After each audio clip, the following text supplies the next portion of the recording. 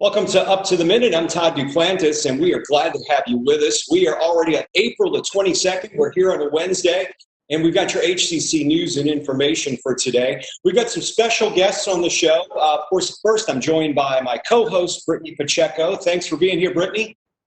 Hey, good morning, Todd. Good morning, everyone who's watching on Facebook. Please be sure to like our page and to share this broadcast with others. That way we can get the word out to a bigger audience. And also head over to our YouTube channel to go and subscribe and click that notification bell.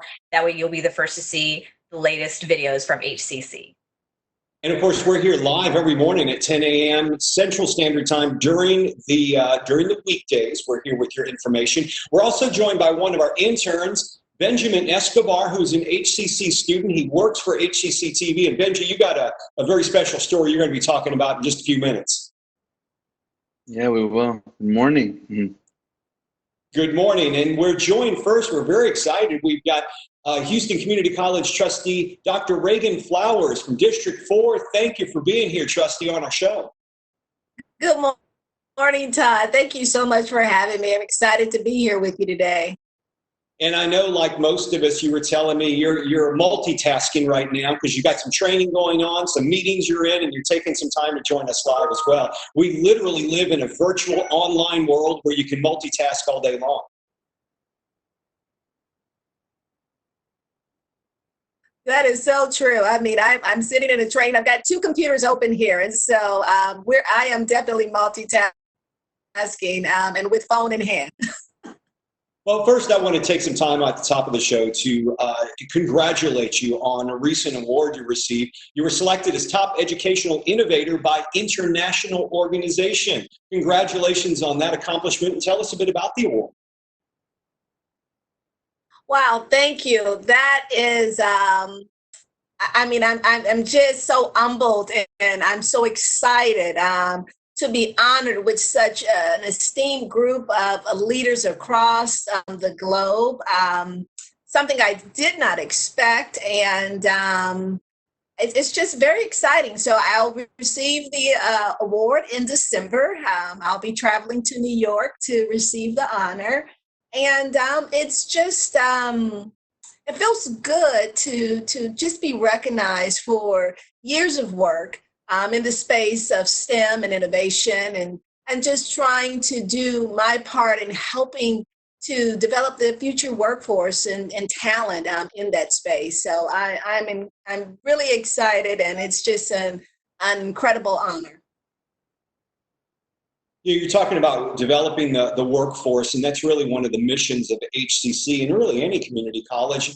And it seems like our role now with this corona crisis that's upon us, a lot of folks have lost their jobs, and we're here to retrain the workforce. And if you're a worker who's lost your job, that's kind of what we're here for in essence, correct? That is correct. And these are interesting times.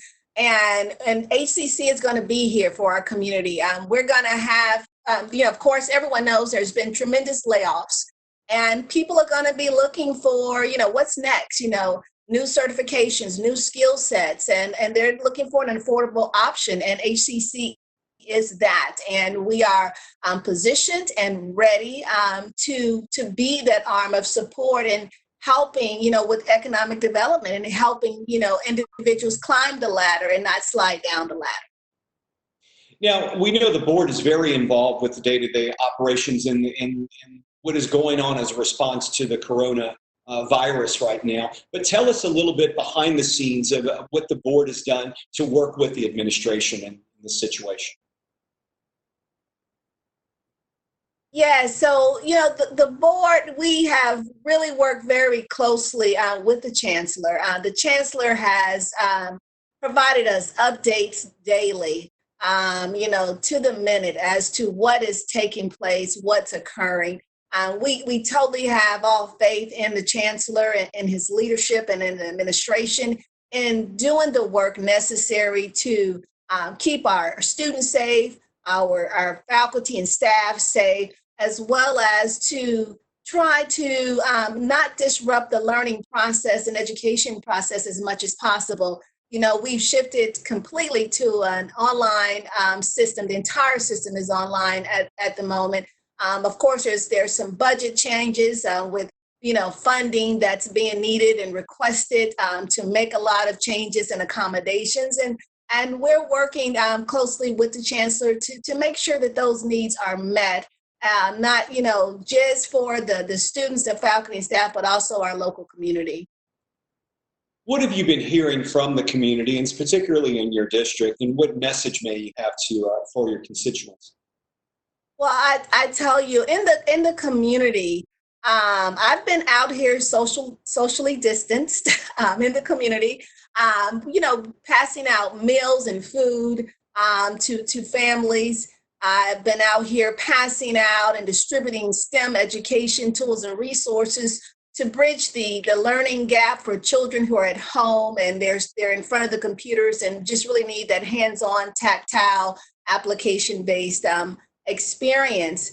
But what I'm hearing, it's quite different from everyone. I've had the pleasure of, while I'm out in the community on the ground, I've run into faculty members or professors who shared that, this is different and new, for them being completely online, and how, it has been challenging, but they've been doing their part and it's working. And they understand and they're being compliant. I've run into students, and one who said his construction courses, 2 of them were canceled, and because they require being in the lab, and so it's going to delay his completion time with this program. But he's okay because he understands that the health and well-being of himself as well as everyone else is the priority. And so where it is a little bit of an inconvenience for many, everyone is in good spirits about what's taking place, and particularly when I look at what's happening with Coleman in my district, there's a lot of work happening with supporting the PPE equipment to staff and faculty and keeping them safe in the college and the system, as well as partnering with healthcare providers within the medical center. So there's lots of partnering and collaboration that's taking place. And so everyone's been so busy. But busy doing good work, and there's just not a lot of complaining.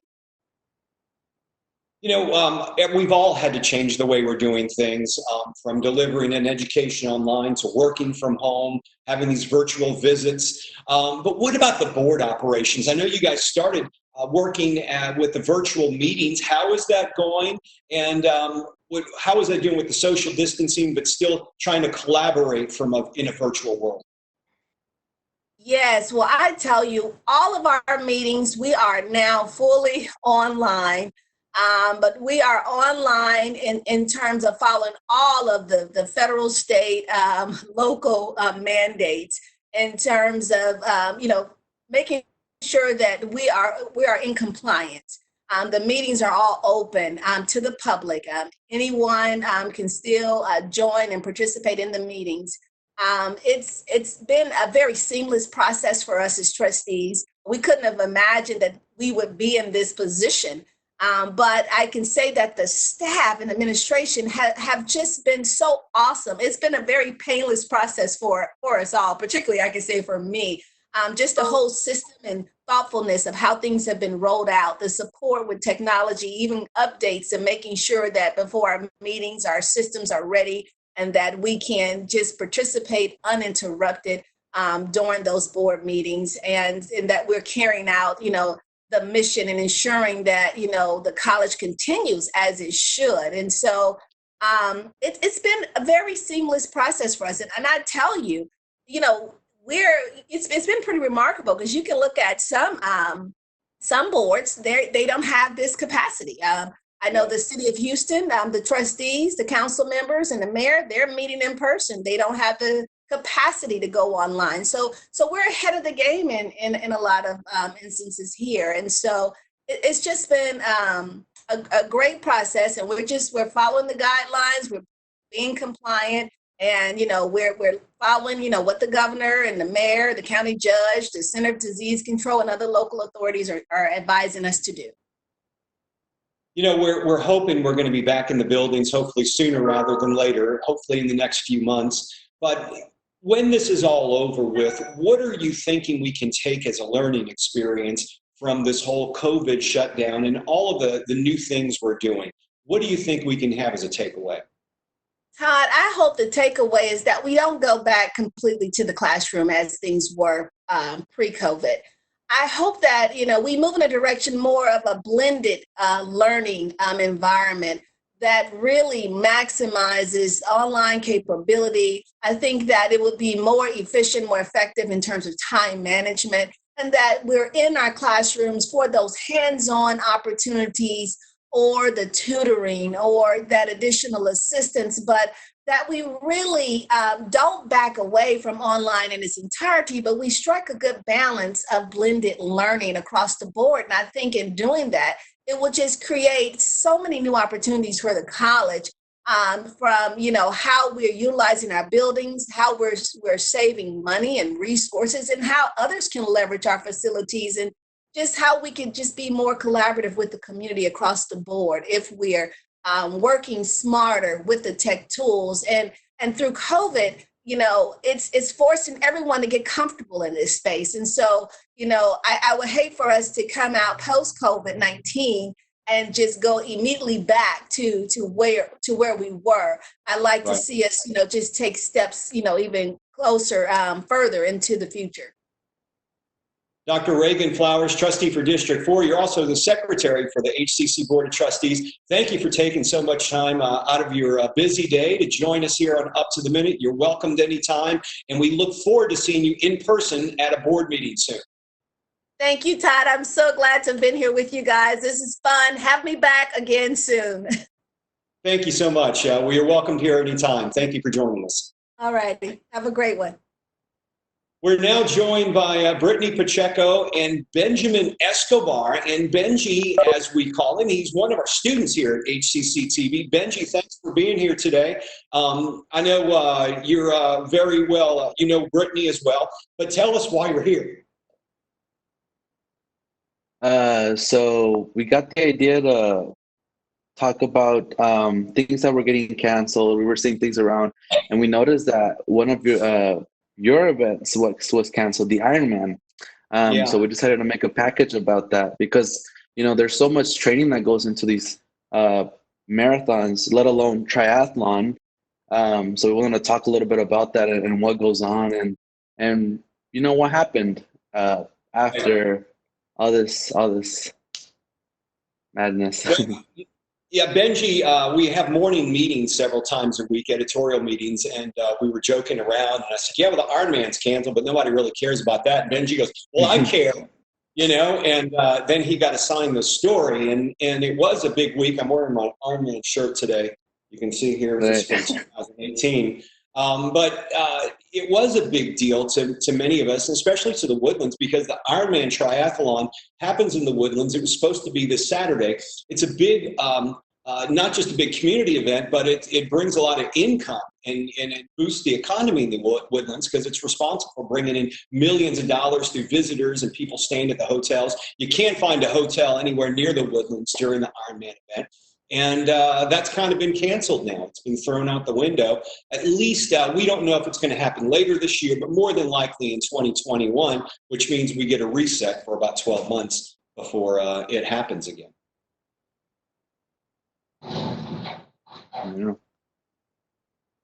So we're kind of doing a little bit of change here. So I'm the interview subject. Benjy is working. He's done a story on the Ironman, and you got it running in social media, correct? Yeah, I do. So good morning. I am your host today. So Todd, first of all, why don't you tell us what is the Ironman triathlon? So Ironman is the ultimate triathlon. It's 140.6 miles total, and you have to swim 2.4 miles. Then you bike for 112, and then you run a full marathon, 26.2 miles. You have 17 hours to do it, and it was supposed to happen in the Woodlands this coming weekend on Saturday, and done a few of them before, and it's was looking forward to doing this one, but now, as I mentioned, it's up in the air. It won't be happening this weekend. And it's obvious that this wasn't your first one. So when did you start doing the Ironman? We started, my wife and I do them together, and we started training really in about 2012 when we decided we were going to do one. Then we signed up for one, And 2014 was the first time I tried doing an Ironman, and I got hurt on the course. And the Ironman's 140.6 miles. I made it to 135 miles, and I had to stop during the run because I was just too hurt and I couldn't really walk any longer. So I decided to pull myself out, and went back in 2018 and was able to obviously finish. And really, that was probably one of the better days of my life. I enjoyed doing that day. Yeah. I mean, that's more than I will ever do from back in 2014. You'll do it one day. We'll see. We'll see if I get the strength of that. But have you done it? What's your favorite part of the triathlon? My favorite part is probably the run, because that means you've made it that far and you know you're going to finish. And I can either walk the run or run it, but I know I'm going to finish. And when you get to the woodlands, you do this loop around the lake in the woodlands. It goes through the area where they have the bars and the restaurants, and there are people out there and they're cheering. You hear the music, and it's just a festive atmosphere, and you're running along or walking along or whatever, and people are just cheering for you. So that's the most exciting part, because you know you're going to finish, and that's the most important part about doing the Ironman. At least for me, you're not winning it. You know, I'm never going to be that fast, but so I'm just happy to finish it and to enjoy myself and not get hurt on the course while I'm doing it. Yeah. And I know it's so intense, and you know someone has to go into training. So like anything that you had to like specifically focus on. I know you've done marathons before, but something that you really had to focus on while you were training. Well, when we first started doing Ironmans, the swimming was what really worried me the most, because I hadn't swam in years. So I spent a lot of time in the pool. I did some open water swims, and I'd heard from a training coach one time, it's about the volume you do in the pool, just lots of swimming. So the first Ironman, trained on the swim. I didn't do that well on it, and didn't have a great day in 2014. But 2018, I got a lot faster in the water and was able to complete the swim, get on the bike. And the swimming, I think, was the biggest obstacle in training. But realistically, the biking is the longest part of the day, and that's really what you need to focus on as well. And so how do you feel after all that work that you put into all the training, the months before? How do you feel that it just got postponed because of COVID-19? Well, I understand where the woodlands are coming from. When all this was happening, I told my wife and some friends of ours that do Ironmans, I said, the woodlands aren't going to want to have all these people up there, because, you know, this happened in March. Ironman was the end of April, and we were thinking maybe it'll go by, but I was thinking the woodlands don't want all those people up there. So I understand why they shut it down, and quite honestly, I'm hearing they might not have an Ironman at all anywhere in the world this year. So it may just pick up again in 2021. So I was fine with that. I was kind of relieved, because another thing too is I was swimming at least 3 or 4 days a week, and when they shut down the gyms, they shut down the pools. I couldn't get in the water. I couldn't swim, and it was the beginning of March, and I'm thinking I need to swim and get ready for this race. So it was kind of a relief, because I knew I couldn't get back in the pool. My bike is behind me, and I spent a lot of time on that, just training in the house. It was winter time, so that wasn't a big deal, and then always do run. So I was disappointed in a way, but I was relieved, because it gives me a whole nother year to get in better shape and train again and get ready for it. But there's a lot of people who are very disappointed, people who are doing the first time Ironman, who spent the whole year training. And we're talking maybe 20 to 30 hours a week of training alone. A lot of people do that. You know, on a busy week, I may spend 12 to 15 hours maximum for the week training for it. But relieved, and I'm just looking forward to 2021. Okay. And this last question is just kind of like a little bit for me. So what is the Breakfast of Champions? What do you do in the morning there? Or do you skip breakfast? Or I don't eat breakfast. Yeah, I don't. You don't? No, I don't, especially if I'm running. And I still do that now when I go run every morning.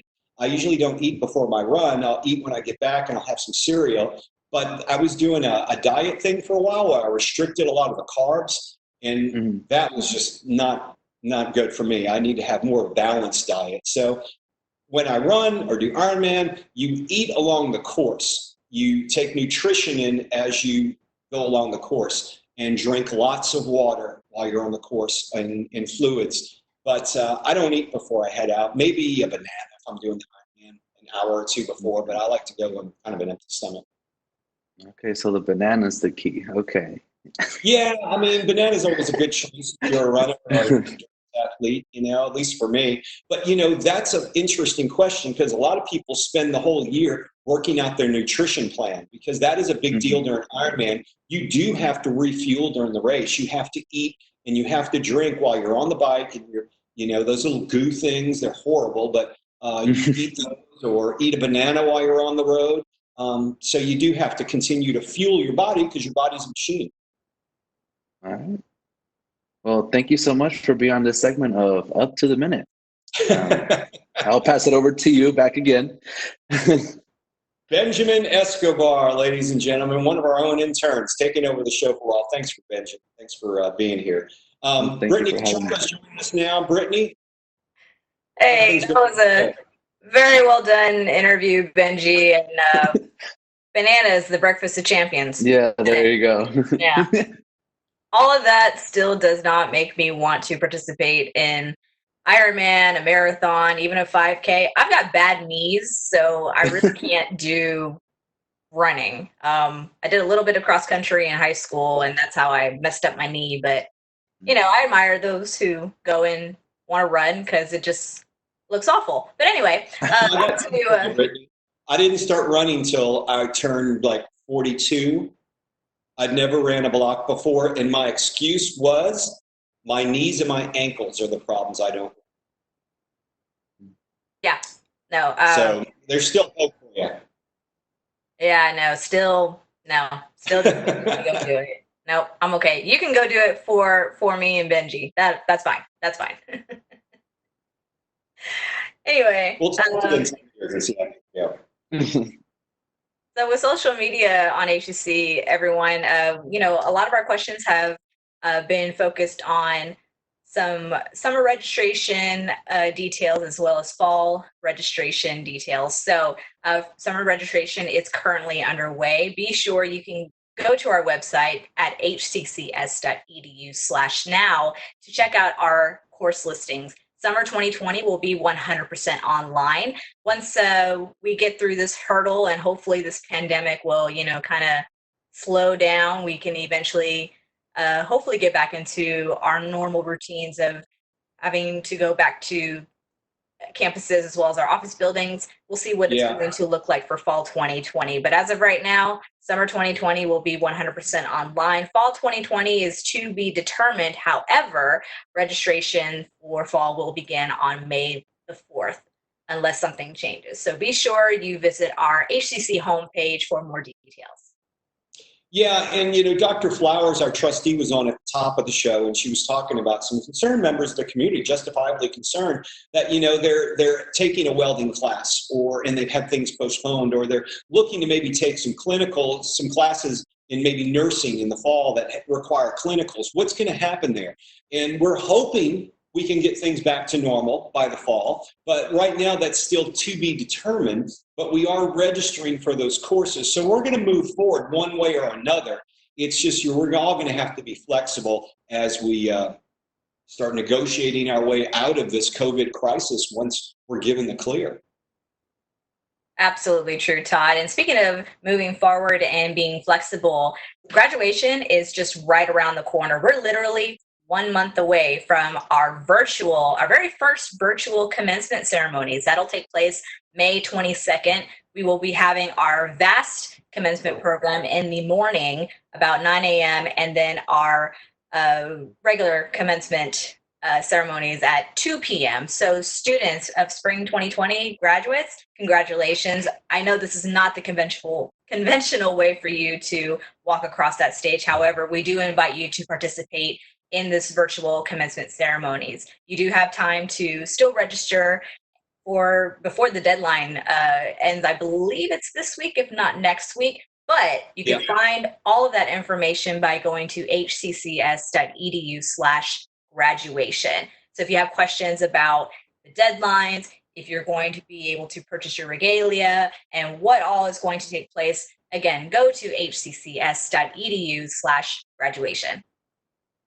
That's where you can find all the information. And I do know they're going to be a bit lenient about the regalia this year because we're in a different world and it's hard to get everybody the caps and gowns to them. So if you haven't done that yet, but you still want to graduate, you still have time to register. You don't really have to worry about the regalia this year. We are going to have a way to celebrate your graduation, your commencement ceremony. And if you want to participate in the online version, that's great. You still want to walk? Well, we welcome you to do so in winter of 2020 when we're all together in December. That's absolutely correct. But until then, this is what we have available for our students at this time. This is going to be, as I said, it's going to be the first virtual commencement ceremonies for HCC. So be sure to tune in on more updates about graduation as we get closer to it, including a special hashtag that we will be looking for the day of graduation to share your photos and your comments to our spring graduates. But also students, while we are currently in spring 2020, as well as moving forward into summer courses, we want to make sure that you all are staying up to date with all the information from HCC during COVID-19. So become very familiar with two URLs that I'm about to give. One is hccs.edu/health-notice. That's where you'll find all the latest announcements from the college in regards to COVID-19, especially our grading policy, which just recently changed for a temporary period of time, but because, obviously we had to transition from face-to-face courses to online courses, we're going to be a little bit flexible when it comes to our grading. So be sure you become familiar with that, continue having open conversations with your instructors, as well as the representatives from HCC. The second URL to become very, very familiar with is the student resources page for COVID-19. So go to hccs.edu/COVID-19 students. That's where you'll find all information pertaining to different departments that had to make the adjustments for COVID-19. Financial aid, advising, counseling, testing, everything that you're going to need right at your fingertips. While we have him online, Benjy is here. He's one of our students as well. I know, Benjy, you've been doing the online learning thing. How has it been working and attending your courses all online now? So it is a change, especially I feel like because of the major that I'm taking with filmmaking. It's just so hands-on type of situation. So you do see that lag. Now we have like videos and we have the professors, telling us, showing us PowerPoints and stuff like that. And I feel like for that, it's a little different, but everything's going good. It's not something that's not doable. Like there is some classes that, hey, it does work out, and we're getting through it. And the professors are being really lenient. They're really like, hey, if you need a little extra time, they're not putting any deadlines anymore. They're like kind of, working around with what's going on. It sounds like they're being flexible with you. Another thing I want to ask you too, I know you work at your parents' restaurant. They have a small restaurant in Southwest Houston, or is it Southwest or Northwest Houston? Northwest. Northwest Houston. How are things there? Because I know before you said you guys were getting used to the new online delivery mode. Has things settled in? Have you seen business increase some with the online ordering and stuff like that? As we go, we are noticing we are getting new customers that are kind of like, hey, we've been home long enough. Yeah. Let's go get a meal out. We are getting those customers, but we also do have those days where it's like, from the history of the restaurant, we had one of our worst days just the other day. But we're getting through it. We have the good days, we have the bad days. And surprisingly, we have a lot of online orders coming in too, which I'm really grateful for that. Well, we wish you and your family best of luck through these difficult circumstances. We need these small businesses around. We really do, because that's really the fabric of our society. And small businesses that employ so many Houstonians, but also offer unique services you don't find anywhere else. Because I know your parents offer a unique type of cuisine as well. Yeah. Mm-hmm. For Salvadorian food. So yeah. Well, Benjy, we appreciate you being here on the show. Thanks for joining us and highlighting Ironman. And you can see Benjy's full Ironman report in our social media and on our YouTube channel. Brittany, thanks for joining us today and bringing us up to date with social media. Yep, thanks for having me, Todd. It was great seeing you, Benjy. And thank you again to everyone who is watching this on Facebook Live. Be sure, again, to follow our page, stay up to date with the latest on HCC, and head over to our YouTube channel and click that subscribe button and that notification bell. That way you can always be the first to find out the latest videos from HCC. Thanks for being here and up to the minute. Tomorrow, we've got a pretty big show for you. We've got Andreas Vivas. Andreas Vivas is one of our HCC students who's also a videographer for HCCTV, and he'll be discussing his own experiences of studying online and talking to a friend of his who lives in Ohio, who's also a college student. And we'll have special guests from the Houston Museum of Natural Science who will be giving us some great ideas for virtual family fun. All that and more tomorrow on Up to the Minute. Have a great day.